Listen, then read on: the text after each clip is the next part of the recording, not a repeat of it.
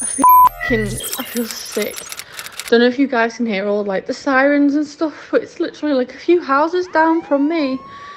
I don't know if it's at that heart space, you know, where we did the pole dancing. It's down there.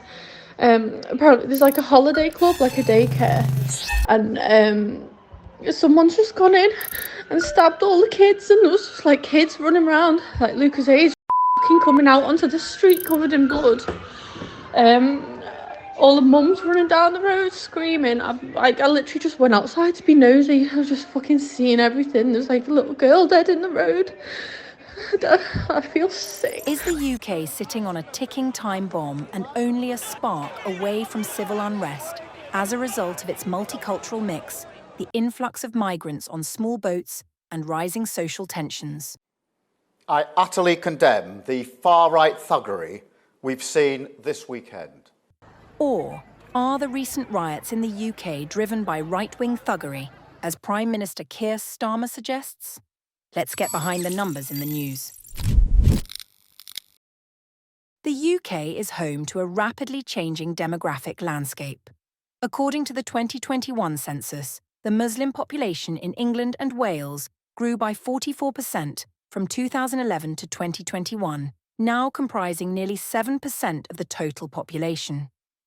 This shift has been met with both acceptance and resistance, often becoming a flashpoint in public discourse. In the same vein, illegal immigration via small boats to the UK has surged dramatically in the past decade. In 2018, there were 299 small boat arrivals. This number increased to 1,890 in 2019, 8,466 in 2020, and 28,526 in 2021. By 2022, arrivals soared to 45,755. Total crossings from 2018 to 2022 are estimated at around 84,936. Around this period, the UK government has cut budgets for public services, impacting lower income groups hardest and worsening economic inequality. The Joseph Rowntree Foundation's UK Poverty 2023 report reveals that nearly 30% of children in the UK live in poverty, heightening community stress and tension. Additionally, the ONS estimated that net migration was 745,000 for 2022, further straining resources and intensifying the problem. To put the ONS's net migration estimate into context, let's compare it with the populations of the largest cities in the UK. London, 9.5 million Birmingham, 1.1 million Manchester, 553,000 Glasgow, 635,000 Liverpool, 500,000. The net migration figure of 745,000 is nearly equal to the combined populations of Manchester and Liverpool, or about 7.8% of London's population. In other words, the UK has to build cities nearly the size of Manchester and Liverpool combined every year to cater to immigrants. Even with this knowledge, Keir Starmer has slammed far-right agitators for inciting violence and unrest in the UK. His concerns are not unfounded, as prominent figures have indeed recently amplified misinformation. Notably, Reform Party leader Nigel Farage, who refused to apologise for his misleading comments about the Southport killer, instead blamed the authorities for withholding details of the case. The problem, isn't it? One of the reasons the Southport riots were as bad as they were is we weren't told the truth.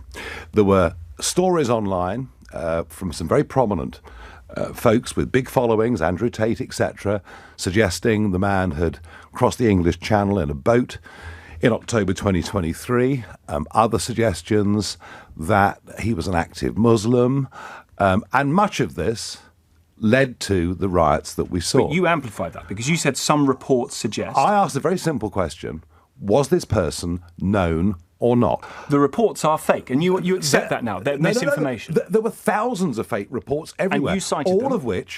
of which puts the emphasis on the questions being answered, which they weren't. This tweet, for instance, from Andrew Tate, referenced by Nigel Farage, has garnered over 4.3 million views on X alone. And all right-minded people should be condemning this sort of violence. People in this country have a right to be safe. Is the UK then truly sitting on a powder keg of rising immigration and increasing poverty? Are these so-called right-wing agitators merely causing a spark which would have had no effect if there weren't an underlying problem?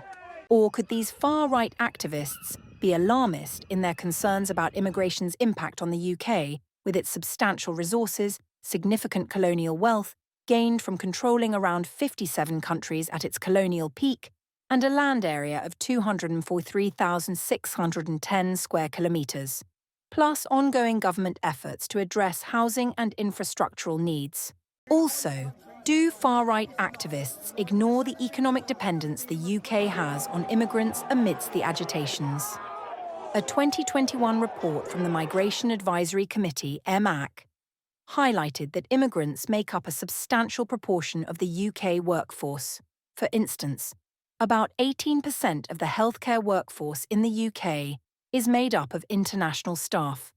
According to a 2020 report from the Federation of Small Businesses, about 40% of new businesses in the UK are started by immigrants, which contributes to job creation and economic growth. According to another 2020 report by the Centre for Research and Analysis of Migration at University College London, immigrants contributed an estimated $2.6 billion to the GDP in 2018 and contributed $5 billion more in taxes than they received in benefits.